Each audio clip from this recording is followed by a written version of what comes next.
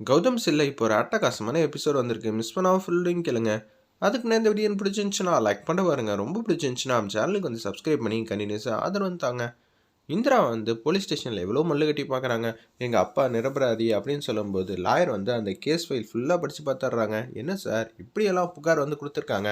நான் கொஞ்சம் சுப்பிரமணியிட்ட பேசணும் அப்படின்னு சொல்லும்போது தாராளமாக பேசிக்கோங்க, எந்த பிரச்சனையும் இல்லை. ஆனால் என்னால் எதுவும் ஜாமீன்லாம் வந்து கொடுக்க முடியாது. அந்த விஷயத்த உங்களுக்கே நல்லா தெரியும். ஒருத்தர் புகார் கொடுத்து 2 பேர் புகார் கொடுத்தா காம்ப்ரமைஸ்னு வரலாம். ஆனால் 100 கணக்கில் புகார் கொடுத்துருக்காங்க. அதுவும் என்ன ஏதுன்னு பார்த்துக்கங்க. கையாடல் பணம் 60 லட்சம் ரூபா வந்து திருடியிருக்காங்கங்கிற மாதிரி தான் கம்பெனி ஓனர் வந்து புகார் கொடுத்துருக்காங்க அப்படின்னு சொல்லும்போது சுப்பிரமணியிட்ட கேட்குறாங்க. சார் உண்மையிலேயே நீங்கள் இந்த மாதிரி பண்ணீங்களா? இல்லை சார், அவ்வளோ ஒரு பெரிய தொகை எப்படி சார் உடனே வந்து கையில் கிடைக்கும்? மக்கள்கிட்ட வந்து எல்லாட்டையும் கொஞ்சம் கொஞ்சமாக வந்து வாங்குற பணத்தை டெய்லியும் வந்து அன்றாடத்தை அக்கௌண்ட்டில் வந்து முடிச்சே ஆகணும். அப்படி தான் ரூல்ஸ் அண்ட் ரெகுலேஷன் கம்பெனியில் போட்டிருக்காங்க. சீட்டு கம்பெனியில் வந்து நான் கட்டிடுவேன்.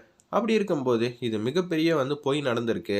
வேலை பார்க்குற இடத்துல சதி நடந்திருக்கு சார். தயவு செஞ்சு புரிஞ்சுக்கங்கன்னு சுப்பிரமணியம் வந்து பேசுகிறாங்க. அம்மா, உங்கள் அப்பா மேலே யாரோ ஒருத்தவங்க பழி போட்டிருக்கணும். இல்லை உங்கள் அப்பா பொய் சொல்லியிருக்கணும். அங்கிள், எங்கள் அப்பா வந்து பொய் சொல்ல மாட்டாங்க. இல்லைம்மா, ஆப்ஷன் இருந்தால் எல்லா பக்கம் தான் யோசிக்கணும். சுப்பிரமணியம் சார் வந்து பொய் சொல்லலை அப்படின்னு இருந்தால் உங்கள் அப்பாவை சதி பண்ணி ஏமாற்றணும். கொஞ்சம் வாமா தனியாக பேசணும் அப்படின்னு சொல்லும்போது, என்னங்க எல்லாரும் இப்படியெல்லாம் சொல்லிகிட்டு இருக்காங்க அப்படின்னு சொல்லும்போது என்ன பண்ணுறதுன்னு தெரியலையே. முதல்ல காம்ப்ரமைஸ் பண்ணணும். மக்கள் கொடுக்குற புகாரை வந்து வாபஸ் வாங்கணும். அது வாங்கணுன்னா அவங்களுக்கு பணம் வந்து கிடைக்கணும். பணம் கிடைக்கணும்னா நீங்கள் வந்து ஏற்பாடு பண்ணணும். அது ரொம்பவே கஷ்டம். அந்த பணத்தை வந்து கொடுத்தா கூட இந்த கேஸ் வந்து ஸ்ட்ராங்காக நிற்கும். ஏன்னா கம்பெனியில் வந்து சுப்பிரமணியம் மேலே மிகப்பெரிய வந்து குற்றச்சாட்டு வந்து 60 லட்ச ரூபா மோசடிங்கிற மாதிரி சொல்லியிருக்காங்க. இப்போ 60 லட்ச ரூபாய்க்கு நீங்கள் எங்கே போவீங்க? பணம் கொடுத்தா மட்டும்தான் தீர்வு. எங்கள் அப்பா தான் தப்பே பண்ணலையே. அப்படி இருக்கும்போது எதுக்கு பணம் கொடுக்கணும்? அப்போனா பணம் கட்டினதுக்கு ஆதாரம் இருக்கான்னு உங்கள் அப்பாட்ட வந்து கேளுங்க. ஆதாரம் இருந்தால் மட்டும்தான் இந்த பிரச்சனையிலேருந்து நீங்கள் முழுசாக வந்து வெளியில் வர முடியும்னு சொல்லி லாயர் வந்து ப்ரில்லியண்ட்டாக வந்து ப்ளே பண்ணுறாங்க. இந்த 2 விஷயத்தில் ஏதாவது ஒன்று நடந்தால் மட்டும்தாம்மா உங்கள் அப்பா கண்டிப்பாக வெளில வர முடியும். இல்லாட்டி அவ்வளோதான் அப்படின்னு சொல்லும்போது எங்கள் அப்பாவுக்கு பின்னாடி யாரோ ஒருத்தவங்க சதி பண்ணிக்கிட்டு இருக்காங்க. அவங்கள்ட்ட நான் போய் பேசி பார்க்குறேன்னு சொல்லிட்டு சுப்பிரமணியன்ட்ட வந்து பேசுகிறாங்க. அப்பா, எந்த பிரச்சனையும் இல்லை. எங்கே தப்பு நடக்குதுன்னு மூளை வேற கண்டுபிடிச்சிருங்க. நான் பார்த்துக்கிறேன். ஆமாம், நீ காவியா கூட்டிகிட்டு திருப்பியும் ஜெயா அத்தை வீட்டுக்கு போய்க்க, எந்த பிரச்சனையும் இல்லைன்னு சொல்லிட்டு அவங்க மட்டும் மாதம் வந்து இந்திரா மட்டும் போகிறாங்க அந்த வில்லன் கோஷ்டியை நோக்கி. அந்த 60 லட்ச ரூபா வந்து கொள்ளையடிச்சிட்டு சுப்பிரமணியம் மேலே பழி போட்டாங்களே அந்த ஓனர் இடத்துக்கு வந்து போகிறாங்க. என்ன ஆச்சுங்கிற மாதிரி அந்த ஓனர் வந்து போலீஸ்ட்டு வந்து தகவல் வந்து கேட்குறாங்க. வக்கீல் வந்து பார்த்தாப்புல, ஓ வக்கீலை வச்சு வாதாடுற அளவுக்கு அவங்க பெரிய ஆளா? இந்திராங்கிற ஒரு பொண்ணு ஐஏஎஸ் படிக்கணும், ஆல்மோஸ்ட் வந்து ரீச் பண்ணிட்டா அந்த அதிகாரி ஸ்டேட்டஸ் அளவுக்கு. அதனால் அவளை சமாளிக்கிறது மட்டும்தான் கஷ்டம். இருப்பினும் நீங்கள் பார்த்துக்க மாட்டிங்களா? இதெல்லாம் ஒரு விஷயமா சார்? எவ்வளவோ பண்ணிட்டோம், இதை பண்ண மாட்டோமா அப்படின்னு சொல்லி அந்த போலீஸ் வந்து பேசிகிட்டு இருக்காங்க அந்த இடத்துல. சரி பார்த்துங்கன்னு சொல்லிட்டு வச்சிடுறாங்க. இந்திரா மேபி உங்களை பார்க்கறது கூட வரலாம். என்னெல்லாம் பார்க்கலாம் வந்து ஒரு பொண்ணு வருவாங்களா? என்ன நினச்சிட்டு இருக்கீங்க? அதெல்லாம் வாய்ப்பே இல்லை அப்படின்னு சொல்லிட்டு அவங்க கேஷுவலாக இருக்கிறப்ப அந்த கெட்டவங்க வில்லனை நோக்கி தான் இந்திரா வந்து மூவ் பண்ணிகிட்டு இருக்காங்க. ராமச்சந்திரன் வீட்டில் இருக்கும்போதே அந்த வழக்கறிஞருக்கு வந்து ஃபோன் அடித்து என்ன இது பிரச்சனைன்னு கேட்கும்போது 100 கணக்கில் வந்து புகார் வந்து கொடுத்துருக்காங்க. இதில் 2 ஒன்று தான் சார் நடந்திருக்கு.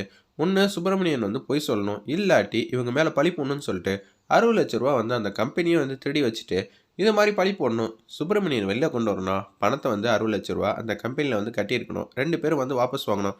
100 கணக்கில் மக்களும் வாபஸ் வாங்கிடணும். அதே மாதிரி அந்த கம்பெனி ஸ்டாஃபும் வந்து தப்பு பண்ணலங்கிற மாதிரி அவங்க கம்பெனிக்காரங்க ஸ்டேட்மெண்ட் வந்து கொடுக்கணும். இது நடந்தால் மட்டும்தான் உண்டு அப்படின்னு சொல்லும்போது 60 லட்சம் தானே, சுப்பிரமணியம் தான் நமக்கு முக்கியம், 60 லட்சம் பணம்லாம் நமக்கு பெருசாங்கிற மாதிரி யோசிக்கிறாங்க. கௌதம் வந்து கேட்குறாங்க, அப்பா எதுவும் பிரச்சனையா அப்படின்னு சொல்லும்போது நடந்ததெல்லாம் சொல்லிடுறாங்க. 60 லட்சத்தை வந்து கொடுக்கணுங்கிற மாதிரி பேசுகிறத ராகினி வந்து கேட்டுடுறாங்க. பார்த்தீங்களாக்கா, முதல்ல என்ன மாதிரி வந்து இந்திராவை காப்பாற்றணும், 1 கோடி ரூபா கொடுத்து காப்பாற்றணும். இப்போ சுப்பிரமணியனை காப்பாற்றணும்னா 60 லட்சம் கொடுக்கணுமா? என்ன இங்கே என்ன பணம் காசு எனக்கு கொட்டியாக குமிஞ்சிருக்கு அப்படின்னு சொல்லி ராகினி வந்து ஏற்றி விட்டுக்கிட்டு இருக்காங்க. நம்ம ஜெயாவை உடனே அவங்க கீழே வந்துட்டாங்க. என்னங்க நினச்சி பேசிகிட்டு இருக்கீங்க? 60 லட்சம்னா சும்மாவா? இந்த விஷயம் எப்படி உனக்கு தெரிஞ்சிச்சு? மாமா, நான் தான் சொல்லிக்கிட்டு இருக்கேன். என்ன நினச்சிக்கிட்டு இருக்கீங்க? ஆனால் கௌதமுக்கு வந்து உச்சக்கட்ட கோவம் வந்துருச்சு அந்த இடத்துல. என்னம்மா நினச்சிக்கிட்டு இருக்க?